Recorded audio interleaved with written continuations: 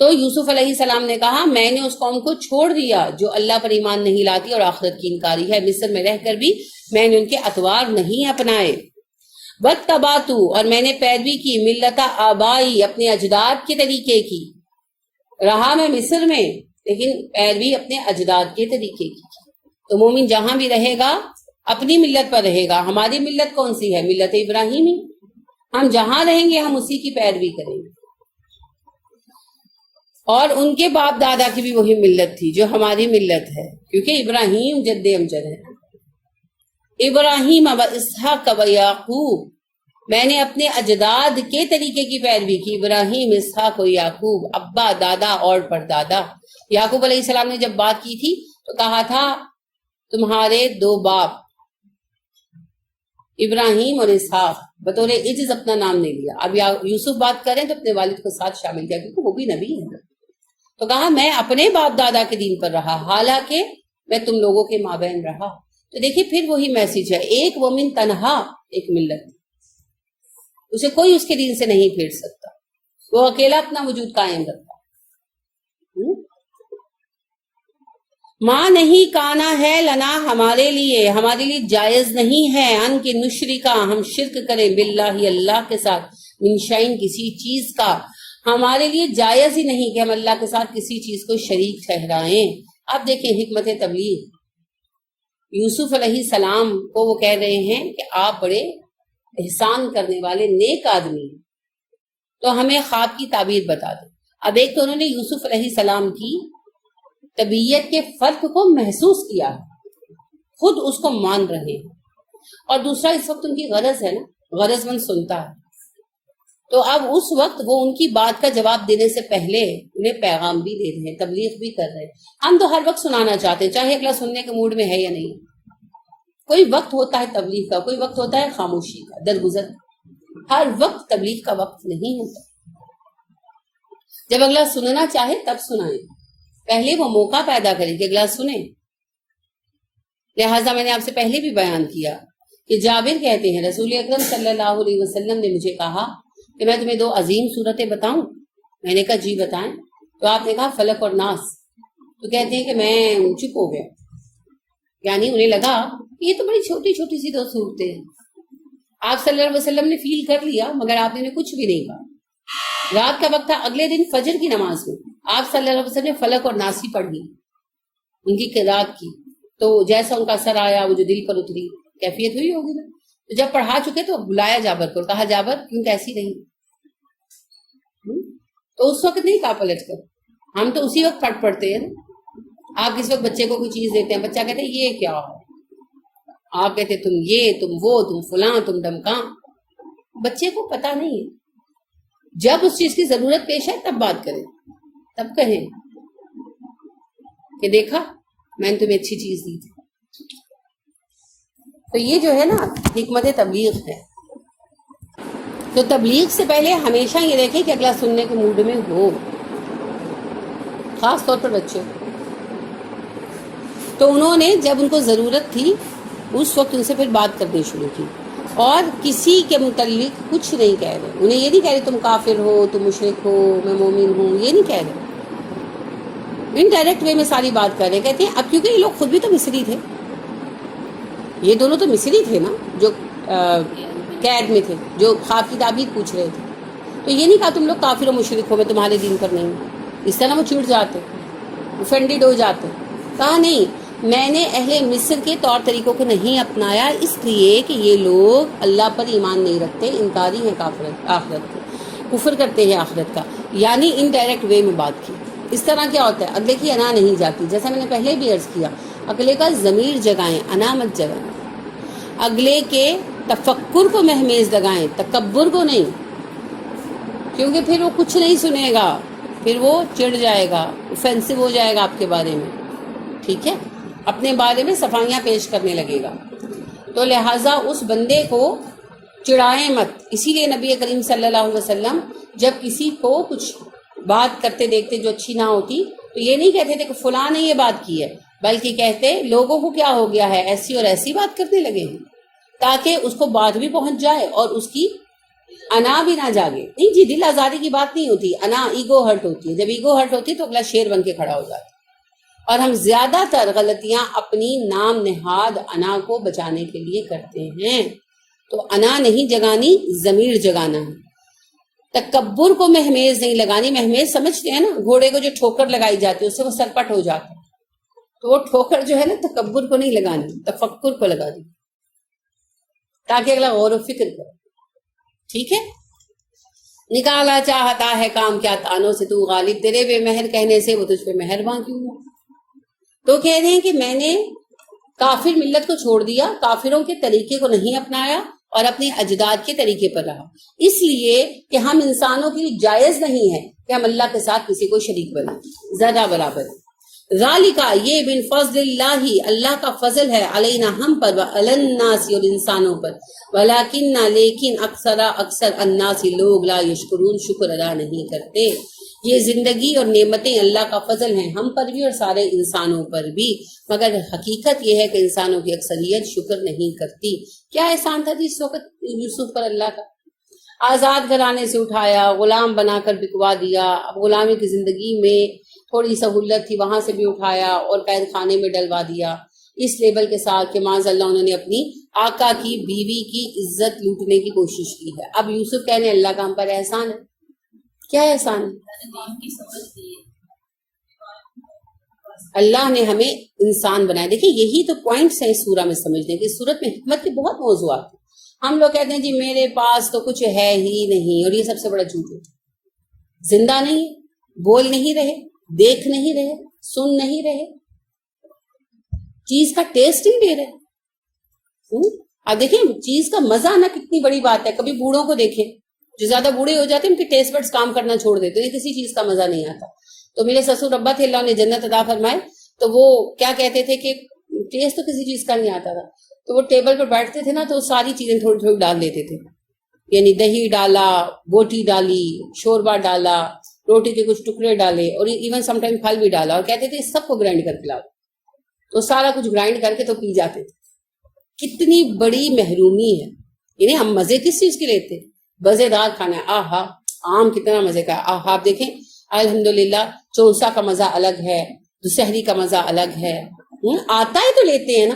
اگر یہ مزہ آنا بند ہو جائے کتنی بڑی نعمت سے محرومی ہے. یعنی اتنا مزیدار کھانا بنے، سب انگلیاں چاٹ رہے، سب کہہ رہے ہیں واہ واہ جی آج تو مزہ آ گیا. اور ایک بزرگ آدمی بیچارے اتنی محرومی ان پر آ گئی عمر کے ساتھ، وہ کہتے ہیں سب کچھ گھول کھال کر مجھے مکس کر کے لا دو، میں انرجی لے لوں. تو کبھی سوچا کہ مزہ کتنی اہم بات. اس بندے کو دیکھیں جو بیچارہ بیٹھا ہے، اس کو آواز آتی ہے کسی کی چلنے کی، پوچھتا کون ہے، کوئی جواب نہیں دیتا. اس کے خوف کی کیا کیفیت ہوگی؟ ہماری آنکھیں ہم خود دیکھ لیتے ہیں کون. تو جو نابینا ہیں یا نابینا ہو جاتے ہیں کتنی تکلیف ہے ان کی. کیا کر سکتے، جو سن نہیں سکتے. پھر اللہ رب کریم نے رشتے دیے. اللہ نے انسان بنایا. اگر کتا بلا بنا دیتا تو کیا کر لیتے؟ کیا مار کا مار لیتے. انسان بنایا، معزز گھرانوں میں پیدا کیا. اگر کسی کوٹھے پر کسی طوائف کے یہاں پیدا ہوتے تو کیا کر لیتے؟ کہاں بھاگ جاتے؟ اچھا کسی چوڑے کے گھر پیدا ہو جاتے، کیا سمجھتے ہم چوڑوں کو؟ وہ بھی تو انسان ہے بیچارے. کسی چوڑے کے گھر، کسی بھنگی کے گھر پیدا ہو جاتے تو بس اسی لیول کی زندگی بسر کرتے نا. کیا ہے ان کی زندگی؟ اللہ نے معزز گھرانوں میں پیدا کیا، الحمدللہ باعزت گھرانوں میں بیٹھے. اللہ نے اچھے شوہر دیے. شرابی بھی ہو سکتے تھے، زانی بھی ہو سکتے تھے، معاذ اللہ آزمائش آتے دیر لگتی ہے، لیکن اللہ نے اچھے شوہر دیے، اولادیں دی، اچھی اولادیں دی. اگر کسی کے گھر کوئی ہجڑا پیدا ہو جاتا تو وہ بھی تو اولاد ہوتی نا، اس طرح پالتے. تو شکر گزاری کے ایک دو نہیں لاکھوں مواقع ہیں، لاکھوں مواقع. لہٰذا یوسف علیہ السلام نعمتیں گن رہے تھے، آزمائش نہیں. اور آزمائش بھی کیوں آتی ہے؟ ہمیں نکھارنے کے لیے، ہمیں سکھانے کے لیے. آپ دیکھیں نا پھر وہی مثال ہے. بچے کو آپ 1000 بار کہتے ہیں ہیٹر گرم ہے ہاتھ نہ لگانا، یا چائے کا کپ رکھا آپ کہتے ہیں گرم ہے ہاتھ نہ لگانا، وہ نہیں باز آتا. ٹچ کرتے جب ایک دفعہ ہاتھ جلتا ہے تو پھر دوبارہ نہیں لگاتا. تجربہ. اور ہر بچہ اس دور سے گزرتا ہے نا. جب ایک دفعہ وہ ٹچ کر لیتا ہے تو اس کے بعد بھاپ اٹھر چیز کو ہاتھ نہیں لگاتا، جان جاتا. آپ کے لاکھ گردان گرم گرم گرم گرم گرم وہ نہیں سنتا، اپنی ایک ٹچ کو یاد رکھتا ہے۔ اسی طرح کوئی بندہ ہم میں سے کسی چیز کو نہیں چھوڑتا، سب کہہ رہے ہوتے چھوڑ دو چھوڑ دو چھوڑ دو چھوڑ دو، پھر اللہ اسے تجربہ کرواتا، پھر وہ چھوڑ دیتا، پھر وہ بندہ بن جاتا، اسے سمجھ آ جاتا، ہوتا ہے نا ایسے۔ یہی بات ہے یہاں، صرف یہی بات۔ اب آپ یہ دیکھیے اللہ رب کریم آزمائش میں ڈالتے کیوں ہیں؟ خامیاں دور ہوں، خوبیاں نکھریں اور اگلے درجے کے لیے سلیکشن ہو۔ امتحان کیوں ہوتا ہے؟ محکمے بھی امتحان لیتے، آپ کے ایجوکیشنل انسٹیٹیوٹ بھی امتحان لیتے ہیں، کیوں لیتے ہیں؟ اگلے درجے کی ترقی کے لیے، مزہ لینے کے لیے نہیں۔ تو اللہ بھی امتحان اسی لیے ڈالتے ہیں۔ آپ آزمائش میں ڈالے گئے ہیں، مطلب یہ ہے چنے جائیں گے، صبر رکھیں، تحمل اختیار کریں، بردباری دی اور شکر گزاری۔ شکر کرنے والے کو چار چیزوں سے چار چیزیں جڑی ہوئی ہیں۔ شکر کرنے والے کو مزید ضرور ملتا ہے، ہمیشہ شکر کرنے والے کو مزید ضرور ملتا ہے۔ یہ اللہ کا وعدہ ہے نا، یہ نہیں ہٹتا۔ تو لہذا شکر گزاری کو طریقہ بنائیں۔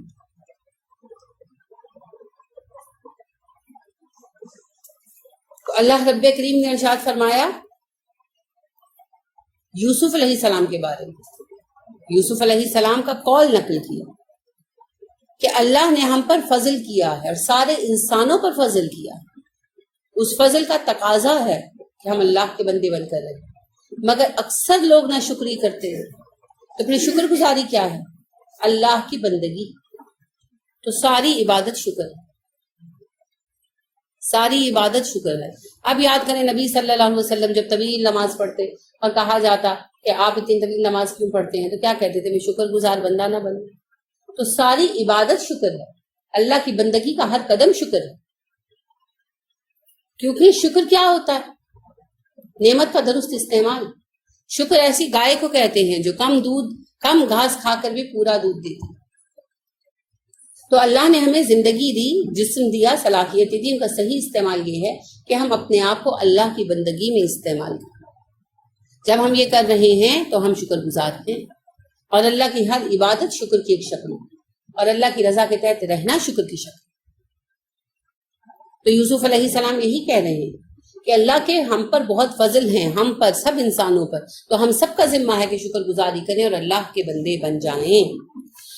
یا صاحب السجن، اے میری قید کے ساتھیو، اربابن، کیا اربابن، رب کی جمع ہے ارباب، متفرقون، الگ الگ، خیر بہتر ہیں، یا اللہ واللہ واحد القہار، ایک جو زبردست۔ اے میری قید کے ساتھیو، کیا الگ الگ خدا اچھے ہیں یا کہ ایک اللہ اچھا ہے جو واحد ہے، قہار؟ لا الہ الا اللہ الواحد القہار، رب السماوات والارض وما بینہما العزیز الغفار۔ کس چیز کی دعا ہے؟ رات کو آنکھ کھل جائے کروٹ لیتے وقت پڑھنے کی دعا۔ آپ نے اللہم سے کوئی استفادہ نہیں نہ کیا۔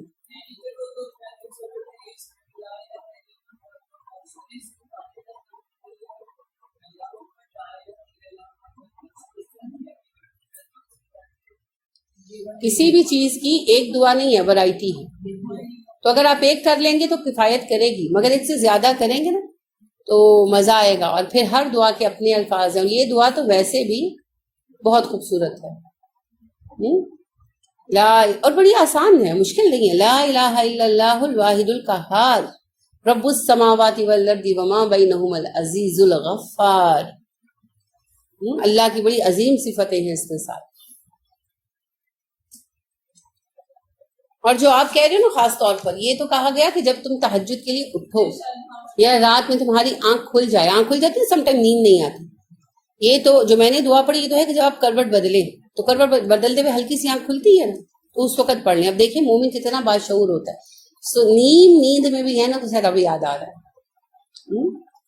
اور یہ جو آپ کہہ رہے ہو نا، یہ اصل میں ہے جب آپ کی آنکھ کھلے، جب آپ اٹھنا الارم لگایا آنکھ کھل گئی اس سے، یا پھر ویسے ہی کسی وقت رات میں ایسی آنکھ کھل گئی کہ اب نیند نہیں آ رہی اور آپ جاگ رہے ہیں اور آپ سوچتے ہیں کہ اب میں اٹھ جاؤں، یا نہیں بھی سوچتے، اور اس وقت پھر آپ یہ پڑھیں لا الہ الا اللہ وحدہ لا شریک لہ لہ الملک ولہ الحمد وہو علی کل شیء قدیر، الحمد للہ سبحان اللہ لا الہ الا اللہ واللہ اکبر لا حول ولا قوۃ الا باللہ، اور اس کے بعد تم جو مانگو گے ملے گا۔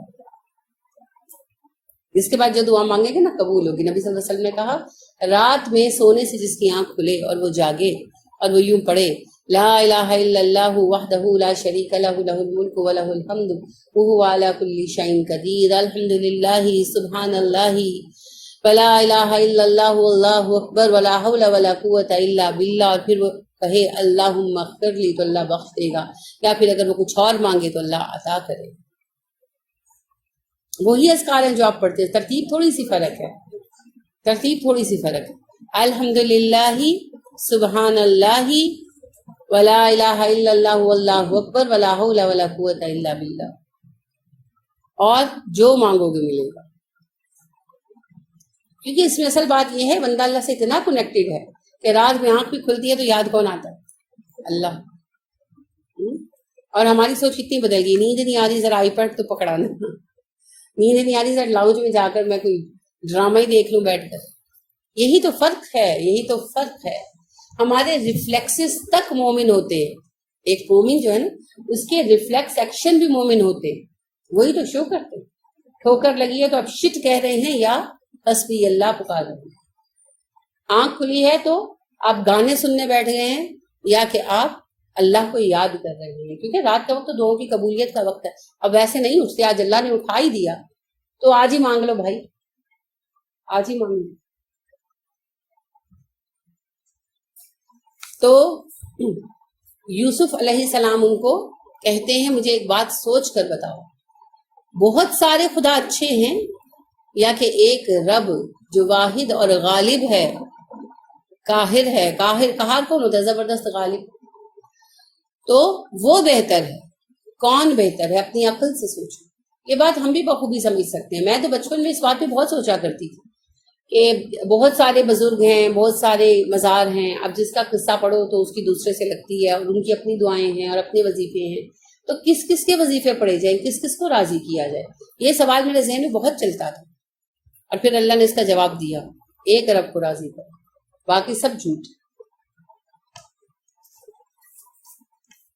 ما تعبدون من دونہ، نہیں تم عبادت کرتے اس کے سوا، الا مگر اسماء ان ناموں کی، سمیتموہا جو رکھ لیے ہیں ان کے، انتم تم نے، و آباؤکم تمہارے باپ دادا نے، اللہ کو چھوڑ کر تم جن کی عبادت کرتے ہو وہ کچھ نام ہیں جو خود تم نے اور تمہارے باپ دادوں نے ان کے لیے تجویز کیے ہیں، جیسے ہم نے رکھے ہوئے مشکل کشا، بڑی سرکار، غوث اعظم۔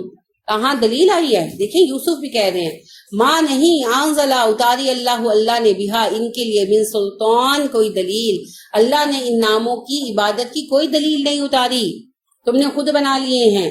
ان الحکم الا للہ، اور فیصلہ تو بس اللہ کا ہے، اختیار تو بس اللہ کا ہے۔ ہم مصیبت میں دعائیں مانگتے ہیں نا تو کہتے ہیں جس سے بھی مانگو تم شرک کرو گے، کیونکہ فیصلہ تو اللہ نے کرنا ہے۔ ہمارا حکم دیا اس نے، اللہ تعبدو کہ تم نہ عبادت کرو، الا ایاہ صرف اسی کی۔ اب پھر سورہ بینہ کی آیت یاد کیجیے، وما امروا الا لیعبدوا اللہ مخلصین لہ الدین حنفاء۔ سب انسانوں کو حکم دیا گیا ایک ہی بات کا، اسی کی عبادت کرو، دین کو اس کے لیے خالص کرتے ہوئے اور اس کے لیے یکرخے ہوتے ہوئے، حنیف ہوتے ہوئے۔ یوسف بھی کہہ رہے ہیں اس نے تو اسی ایک بات کا حکم دیا ہے کہ بس اسی کی عبادت کرو، بس اسی کی عبادت کرو، کسی کی بندگی مت کرنا۔ یہی ہے لا الہ الا اللہ کا مفہوم، اور یہی وعدہ ہے جو ہم کر چکے ہیں اللہ سے۔ پاکستان کا مطلب کیا؟ لا الہ الا اللہ۔ تو جب تک اس وعدے کو قائم نہیں نہ کریں گے ہم سے یہ مسکنت ٹلنے والی نہیں۔ ذالک الدین القیم، یہی ہے سیدھا دین، اور یہی بات سورہ بینہ میں بھی آتی ہے نا، وما امروا الا لیعبدوا اللہ مخلصین لہ الدین حنفاء۔ यक़ीमुस सलात व यूतुज़ ज़कात व ज़ालिका दीनुल क़य्यिम, उसके लिए नमाज पढ़ो और उसके लिए ज़कात अदा करो, यही दीन क़य्यिम है। यही यूसुफ कह रहे हैं, ज़ालिका दीनुल क़य्यिम, ये सीधा दीन है, ये है दीन क़य्यिम। क्या? सिर्फ अल्लाह के बंदे बन जाओ, सिर्फ अल्लाह की बंदगी करो, उसके साथ किसी को शरीक ना ठहराओ। इतनी हिकमत की बातें हैं, इतनी हिकमत की बातें हैं। पता नहीं सूरह यूसुफ में किस्सा यूसुफ और जुलेखा ही क्यों मिलता है लोगों को, है ना? और उसको ऐसा रोमांटिक बनाया गया ना माज़अल्लाह, जैसा कि अस्तगफिरुल्लाह हीर रांझा के किस्से को बनाया है। और सारी उनकी हिकमत तबलीग, उनकी खूबसूरत बातें, उनका किरदार, अल्लाह बता क्या रहे हैं कि मिस्र जैसे मुल्क में जहां पर बुत परस्ती थी और मिस्रियों के अपने खुदा थे और हाकिमों के अपने खुदा थे। एक तो फिरौन का मसला था ना, फेरोज का। अब जिस वक्त यूसुफ आए हैं वहां फेरोज की हुकूमत नहीं थी, अरब हाकिम थे, चरवाहा खानदान हाकिम था। मैंने आपसे शुरू में अर्ज किया था तारुफ में, यूसुफ अलैहिस्सलाम जब मिस्र में आए हैं तो मिस्र में अरबों की हुकूमत थी, उन्हें चरवाहे बादशाह कहा जाता है, हिक्सुस किंग्स कहा जाता है, 14वां खानदान ये हाकिम था। फिरौन तो टाइटल है ना, ये हर खानदान लेता रहा, एक के बाद एक डायनेसिटी चलती रही, एक के बाद एक डायनेसिटी चलती रही। जैसे बड़े सगीर पर मुसलमान हाकिमों को आप देखते हैं तो खानदान गुलामा है, सूरी है, गौरी हैं, खिलजी हैं, मुगल हैं, तो एक के बाद एक डायनेसिटी है, मगर सब मुस्लिम हाकिम हैं। इसी तरह मिस्रियों पर कई खानदानों ने हुकूमत की है, जिनमें से कुछ खुद मिस्री थे और कुछ गैर मुल्की थे। तो ये अरब थे जो ट्रैवल करते हुए आए और इन पर हाकिम हुए। तो ये हिक्सुस किंग के नाम से दुनिया में तारीख में जाने जाते हैं। चरवाहे बादशाह, चरवाहे थे ना, और ट्रैवल करते करते आए और हालात देख कर इन्होंने हुकूमत पर कब्जा कर लिया। तो इनके अपने बनाए हुए बुत थे और अपने खुदा थे, ये उन पर चलते थे। शिर्क में ये भी थे। तो इनके अपना मजहब था, मिस्रियों का अपना मजहब था। और जब फेरोज गवर्नमेंट में होते थे तो फेरोज की अपनी खुदा की एक रेंज थी, हर किसी की अपनी जाती रेंज थी जिसको पूज रहा था। तो ऐसे माहौल में रहकर भी यूसुफ अलैहिस्सलाम ने तौहीद नहीं छोड़ा, अपने दीन पर जमे रहे।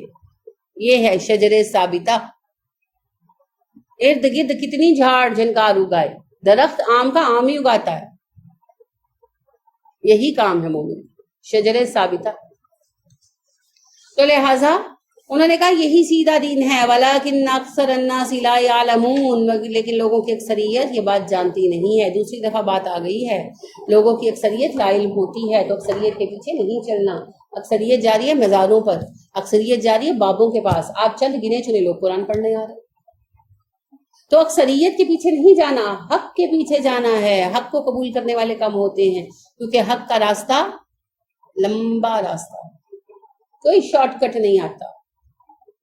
कोई रातों रात अमीर बनने का नुस्खा नहीं मिलता, कोई रातों रात शिफा याबी का नुस्खा नहीं मिलता, कोई आपकी तकलीफ निकाल कर बाहर रख कर आपको सेहत याब नहीं कर सकता। किसी के बस में कुछ नहीं है। अल्लाह से दुआ बताई जा सकती है और बस फैसला उसी का चलेगा। तो इसीलिए अक्सर लोग सीधे रास्ते को कबूल नहीं करते। तो लोगों की अक्सरियत शुक्रगुजार नहीं है और लोगों की अक्सरियत इल्म वाली नहीं है, तो फिर फॉलो अक्सरियत को नहीं करना। तो जमहूरियत का तरीका बातिल तरीका, अहले इल्म के मशवरे पर चलेंगे। अवाम का क्या है देख लीजिए, जिन्होंने जमहूरियत पर फैसला किया उन्होंने होमोसेक्सुअलिटी जायज कर दी। हालांकि मजहब को छोड़ भी दे तो साइंस भी बताती है कि इंसान के लिए तबाहकुन है। या साहिबा ये सिजनी है, कैद के साथियों, अम्मा रहा आहदुकुमा, तुम दोनों में से एक का मामला, फयस्की वो पिलाएगा रब्बहु अपने आका को, खमरन शराब, व अम्मल आखर वो रहा तुम में से दूसरा, फयूसलाबू तो वो सूली चढ़ा दिया जाएगा, फताकुलू खाएंगे, अत्वैरु परिंदे मिन रासिही उसके सर में से। कुजिया फैसला किया जा चुका है, अल अम्रु इस मामले का फैसला तो हो चुका है, अल्लज़ी वो जो फीही जिसमें तस्तफ्तियान तुम दोनों मुझसे जवाब मांग रहे हो। फेते वाओ फतवा होता है किसी सवाल का जवाब, जिस मामले में तुम दोनों मुझसे जवाब तलब कर रहे हो उसका फैसला तो पहले ही हो चुका है, मैं तो बस बता रहा हूं। अब ख्वाब की ताबीर बता दी। कहा تم میں سے جس نے یہ دیکھا کہ وہ اپنے آقا کو شراب پلا رہا ہے وہ شراب پلائے گا، عہدے پر بحال ہو جائے گا، اور جس نے دیکھا کہ اس کے سر میں سے پرندے نوچ نوچ کر کھا رہے ہیں اسے صلیب چڑھا دیا جائے گا، سولی چڑھا دیا جائے گا، اور اس معاملے کا یہ فیصلہ ہو چکا ہے۔ یہ دونوں شاہی ملازم تھے، بادشاہ کے ذاتی ملازم تھے، ایک باورچی تھا اور ایک ساقی شراب پلانے والا، ایک رکاب دار اور ایک ساقی۔ بادشاہ کو زہر دینے کی کوشش کا الزام تھا ان پر، جس کی وجہ سے یہ قید میں ڈالے گئے تھے، ان کا کیس چل رہا تھا۔ تو انہوں نے یہ خواب دیکھا جس کی تعبیر یوسف علیہ السلام سے پوچھی۔ ایک نے دیکھا جو ساقی تھا، اس نے دیکھا کہ میں انگور سے شراب نچوڑ رہا ہوں، اور دوسرے نے خواب دیکھا کہ میرے سر پر روٹیوں کا تھال ہے جس میں سے پرندے نوچ نوچ کر کھا رہے ہیں۔ اب دونوں کے خواب کی تعبیر یوسف علیہ السلام نے یہ بتائی کہ جس نے دیکھا کہ وہ انگور سے شراب نچوڑ رہا ہے وہ اپنے عہدے پر بحال کر دیا جائے گا اور ساقی بنا دیا جائے گا، اس کی بے گناہی ثابت ہو جائے گی۔ اور جو رکاب دار ہے، باورچی ہے، اس کو سزائے موت ملے گی اور اسے صلیب پر چڑھایا جائے گا۔ صلیب کو جانتے ہیں نا، پہلے بھی میں نے عرض کیا تھا کہ کراس کی شکل میں لکڑی گاڑ دی جاتی ہے، اس کے اوپر ہاتھ پیر باندھ دیے جاتے ہیں، اور بعض اوقات یہ اپنا اپنا طریقہ ہے، بعض اوقات کیل وغیرہ سے ٹھونک دیے جاتے ہیں، اور سر کو بھی باندھ دیا جاتا ہے، شکنجے میں کس دیا جاتا ہے۔ اب وہ بندہ موو نہیں کر سکتا، تو زندہ کو آ کر پرندے نوچ نوچ کر کھاتے ہیں، کیونکہ وہ موو نہیں نہ کر رہا ہوتا۔ اس میں یہی تکلیف ہے۔ اب اس تکلیف کے باعث کو کتنے عرصے میں مرتا ہے، ہر کسی کی اپنی قوت برداشت، تو یہ سب سے زیادہ تکلیف دہ طریقہ ہے۔ اسلام میں باقی سب چیزوں کے لیے صلیب روک دی گئی ہے، صرف ٹیررزم کے لیے باقی رکھی ہے۔ ٹیررسٹ کو صلیب دینے کا حکم دیا گیا۔ اگر ہمارے یہاں 4 ٹیررسٹوں کو ہو جائے نا، 5ویں دفعہ یہ کام ختم ہو جائے، یہ جو آپ کی جیلیں بھری پڑی ہیں نا ٹیررسٹوں سے، اور ان کے کیس نہیں ختم ہو رہے، سب سکون ہو جائے۔ خیر، تو اسے انہوں نے کہا، یوسف علیہ السلام نے اسے صلیب چڑھایا جائے گا اور پرندے اس کے سر میں سے گوشت نوچ نوچ کر کھائیں گے، اسے یہ سزا ملے گی، چاہے وہ مجرم تھا یا نہیں، یہ اس میں بحث نہیں ہے، خواب کی تعبیر صرف موضوع ہے۔ یوسف علیہ السلام نے کہا فیصلہ اللہ کے ہاں ہو چکا ہے، جس خواب کا تم مطلب پوچھ رہے ہو اس کا یہ مطلب ہے۔ وقالا کہا للذی، اس شخص سے، ظنا گمان کیا تھا، انہو کہ وہ ناجن نجات پائے گا، منہما ان دونوں میں سے، اذکرنی ذکر کرنا میرا، عند ربک اپنے آقا کے سامنے۔ یوسف نے اس بندے سے کہا جس کے متعلق انہیں یقین تھا کہ یہ قید سے چھوٹ جائے گا، کہ اپنے آقا سے میرا ذکر کرنا، بادشاہ سے، کیونکہ انہیں سزا کس نے دی تھی؟ وزیروں نے باہمی ملی بھگت سے، چاہے خود سزا سنا دی، چاہے کسی جج سے تال میل کر کے پیسے ویسے دے کے یوسف کو قید میں ڈلوا دیا، بادشاہ تک بات نہیں پہنچی۔ تو یوسف علیہ السلام نے کہا میرا ذکر بادشاہ سے کر۔ فَأَنسَاهُ، بلا دیا اس کو، الشیطان، شیطان نے۔ اب شیطان ہر طرح روکنا چاہ رہا ہے، حالانکہ شیطان کو پتا ہے وہ روک نہیں سکتا، صرف تکلیف میں ڈالتا ہے کہ اس کا ایمان کمزور ہو جائے، یہ ڈاما ڈول ہو جائے۔ آزمائش پر آزمائش ہے نا۔ پہلے ان کے بھائیوں کو ورغلا دیا شیطان نے، انہوں نے اپنے ہی بھائی کو کنویں میں پھینک دیا، پھر قافلے والوں کو بدنیت بنا دیا، اور انہوں نے آ کر غلام بنا کر بیچ دیا۔ اس کے بعد وزیر کی بیوی کو بہکا دیا، اس سے مصیبت میں ڈال دیا، وہاں سے قید میں چلے آئے۔ اب قید سے ایک روشنی کی کرن پھوٹی گئی، بندہ جا کر ذکر کرے بادشاہ سے ان کے علم کا، تو بادشاہ ان کی طرف متوجہ ہو، تو کیا ہوا؟ وہ بات بھی بھلا دو، کہ کہیں یوسف نہ شکری کرے، کہیں یوسف شکوا کرے کہ اللہ جی اتنا سا بھی مجھ پر فضل نہیں آپ نے کیا۔ اصل میں یہ یوسف کو پھنسانے کے طریقے تھے علیہ السلام، مگر جو اللہ کے بندے ہوتے ہیں ان کا ظرف بڑا ہوتا ہے، وہ ایسی باتیں نہیں کرتے۔ لہٰذا یوسف نے نہ کوئی بے صبری دکھائی اور نہ ہی پریشانی۔ اب آپ دیکھیں، ہم تو دعا کرتے ہیں تو کہتے ہیں آج ابھی اسی وقت پوری ہو جائے، اور ذرا کچھ عرصہ گزرتا ہے تو ہم کیا کہتے ہیں؟ میری تو دعا ہی نہیں پوری ہوئی، میں تو نمازیں بھی پڑھی، سب کچھ کیا، اللہ نے سنی۔ اللہ کے نبی ہیں، نبی کے بیٹے ہیں، ان کے پیچھے کیا یعقوب دعائیں نہیں مانگتے ہوں گے کہ اللہ جہاں ہے یوسف خیر سے رہے، اللہ یوسف جہاں ہے اپنی امان میں رکھنا، دعائیں نہیں مانگتے ہوں گے؟ اللہ نے تو قید خانے میں رکھا ہوا تھا، مگر اس وقت وہی جائے امان تھی، اور پتہ نہیں اللہ نے اس میں ان کو کیا کیا سکھایا۔ ہم ایک استخارہ کر لیں تو ہم کہتے ہیں لو میں نے تو استخارہ کیا تھا، پھر میرا کام کیوں غلط ہو گیا؟ آپ کو کیا پتا جو ہوا اس میں کتنی خیر ہے؟ جس آزمائی سے گزارے جا رہے ہیں اس سے آپ کو کیا ملنے والا ہے؟ ہم تو وہ خیر ہی ضائع کر دیتے ہیں، شور مچا مچا کر، بے وقوف ہے نا۔ اللہ جو فیصلے کرتے ہیں بہترین کرتے ہیں نا، ہمارے حق میں سب کچھ بہترین کرتے ہیں۔ تو جب ہم استخارے کے ذریعے خیر مانگتے ہیں اور اللہ اس کے بعد کسی آزمائش کو ہمارے سامنے لے آتے ہیں تو اس میں بھی خیر ہوتی ہے، مگر ہم اس خیر کو تلاش کرنے کی بجائے شکوے کر کر کے سارا اجر سب کچھ ضائع کر دیتے ہیں۔ لیلۃ القدر کی رات میں دعا مانگتے ہیں اور اس دعا کا جو نتیجہ سامنے آتا ہے اس پر شور میں جاتا ہے، حالانکہ لیلۃ القدر کی رات میں تو جو کام ہوتا ہے خیر کا ہوتا ہے۔ سلام یا حتی مطلع الفجر، تو اعتبار ہی نہیں ہے نا، بھروسہ ہی نہیں ہے۔ تو جو بھی ہوگا اچھا ہی ہوگا، اس اچھائی کو تلاش کرنے کی کوشش کریں۔ یوسف علیہ السلام جو قید میں رہے، جو انہوں نے اس عرصے میں تفکر کیا ہوگا، جو انہوں نے حالات پر غور و فکر کیا، جو قید میں رہ کر سختی میں جو سیکھا، جو اللہ پر بھروسہ ہوا، جو پالش ہوئے، اور کسی طرح ہونا ممکن تھا ہی۔ تو اللہ کو پتا تھا اس وقت خیر اسی میں۔ ہم اپنے خیر کے پیمانے رکھتے ہیں نا، اس لیے ہم خیر کو اپنی مرضی کے مطابق پسند کرتے ہیں، اور اصل میں خیر کیا ہے وہ اللہ کو پتا ہے۔ تو خیر شیطان نے ایک اور طرح سے مصیبت میں مبتلا کرنے کے لیے کیا کیا، اس بندے کو بھلا دیا ذکر کرتے۔ فَأَنْسَاهُ الشَّيْطَانُ ذِكْرَ رَبِّهِ، شیطان نے بھلا دیا اس بندے کو کہ اپنے آقا سے ذکر کرے یوسف کا۔ فَلَبِثَ، تو ٹھہرا رہا، فِي السِّجْنِ، قید خانے میں، بِضْعَ سِنِينَ، چند سال تک۔ بِضْعَ کا لفظ جو ہے وہ 10 سے کم پر استعمال ہوتا ہے، ٹھیک ہے، اور 1 سے زیادہ، یعنی 2 سے 9 سال تک کا عرصہ ہو سکتا ہے۔ تو 7، 8، 9 کچھ بھی عرصہ ہو سکتا ہے جو یوسف علیہ السلام قید خانے میں۔ وکالر کہا الملک، بادشاہ نے، انی بے شک میں، آرا میں دیکھتا ہوں، 7 بقرات، گائیں، سمان موٹی، یاکلوہن کھا رہی ہیں ان کو، 7 اجافن پتلی گائیں، و7 سنبلات بالیاں، خضر سرسبز، و اخرى دوسری یابسات خشک۔ بادشاہ نے کہا میں نے خواب میں دیکھا 7 موٹی گائیں ہیں جنہیں 7 پتلی گائیں کھا رہی ہیں، 7 بالیاں سرسبز ہیں، 7 بالیاں خشک ہیں۔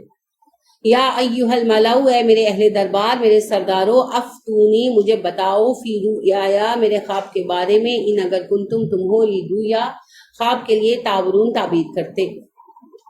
اے میرے سردارو، مجھے میرے خواب کا مطلب بتاؤ اگر تم خواب کی تعبیر بیان کر سکتے ہو تو۔ یعنی اس نے کہا کہ یہ خواب مجھے پریشان کر رہا ہے، مجھے اس کی تعبیر بتا دو۔ کالو، انہوں نے کہا، ادغاسو، پرا گندا ہے، زود غین سے زغس ہوتا ہے، بکھری ہوئی چیزیں، جھاڑ جھنکار اور اچھا سب کچھ مکس، ٹھیک ہے، اور چیزوں کا الجھ جانا،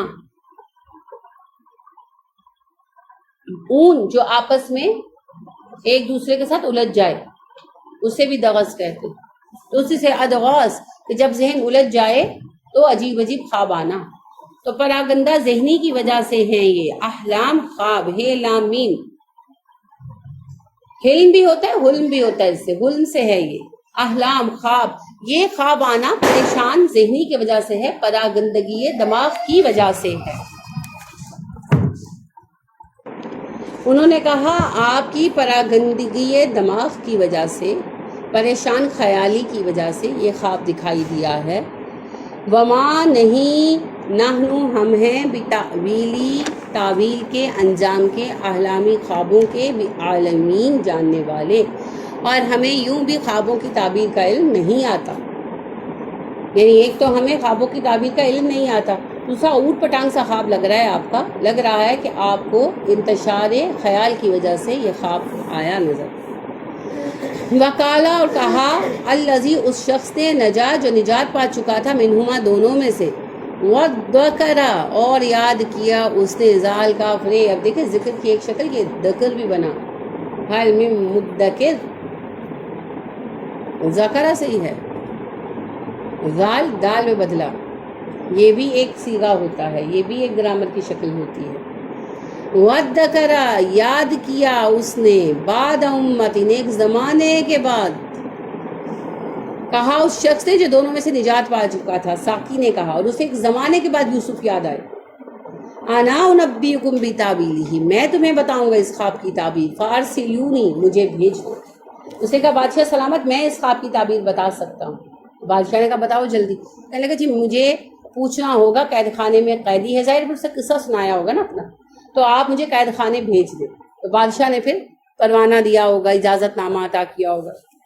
وہ گیا ملا، یوسف ایوہ الصدیق، اے سچے یوسف، اے سراپا سچائی، افتینا جواب دے ہم کو، فی سبع بقرات سمان، 7 گایوں کے بارے میں جو موٹی ہیں، یاکلہن سبع عجاف، انہیں کھا گئیں 7 پتلی گائیں، اور سبع سنبلات خضر، 7 بالیاں سرسبز ہیں، وأخر یابسات، دوسری 7 خشک ہیں، لعلی تاکہ میں لوٹوں، الی الناس لوگوں کی طرف، لعلہم یعلمون شاید کہ وہ تمہارے بارے میں جان لیں. وہ قید خانے میں آیا، یوسف سے ملا، کہنے لگا اے یوسف، اے صدیق، اے سچے انسان، مجھے اس بات کی تعبیر بتا کہ خواب میں دیکھا 7 گائیں موٹی ہیں جنہیں 7 دبلی گائیں کھا رہی ہیں، 7 خوشے خشک ہیں، 7 خوشے سرسبز ہیں. مجھے اس بات کی تعبیر بتا یوسف، میں لوگوں کو جا کر اس خواب کی تعبیر بتاؤں، شاید تب وہ تجھے جان لیں، انہیں پتا چلے کہ کیسے عالم کو قید میں ڈال رکھا ہے، کیسا علم کا ذخیرہ ہے جو ضائع کر رہے ہیں، شاید تمہارے مقام کا علم حاصل ہو انہیں اس خواب کی تعبیر کے باعث. تو یوسف بتا. اب یوسف کا قصہ ایسا ہے کہ روکنے کو دل نہیں کرتا ہے نا، لیکن وقت ختم ہو گیا ہے، روکنا تو پڑے گا. کل انشاءاللہ یہیں سے آغاز کریں گے. آج کوئی سوال ہو تو پوچھیں. ایک بات آپ نے نوٹس فرمائی، پہلے بھی یوسف پڑھی تھی، اب اس دفعہ پڑھ رہے ہیں، کہیں نئی باتیں مل رہی ہیں. یہی بات نبی صلی اللہ علیہ وسلم نے فرمایا، قرآن کے نوادر کبھی ختم نہیں ہوں گے یہاں تک کہ قیامت آ جائے گی. آپ جب قرآن پڑھتے ہیں آپ کو نئے پوائنٹس ملتے ہیں. میں جب تیاری کرتی ہوں مجھے نئی بات سامنے آتی ہے اور میں کہتی ہوں پچھلی دفعہ میں نے یہ باتیں تو بتائی نہیں تھی. اور مجھے یقین ہے کہ مرتے وقت تک میں جب انشاءاللہ قرآن پڑھاتی رہوں گی، میں جب بھی تیاری کرنے بیٹھوں گی مجھے یہی ملال ہوگا یہ نکتے تو رہ گئے.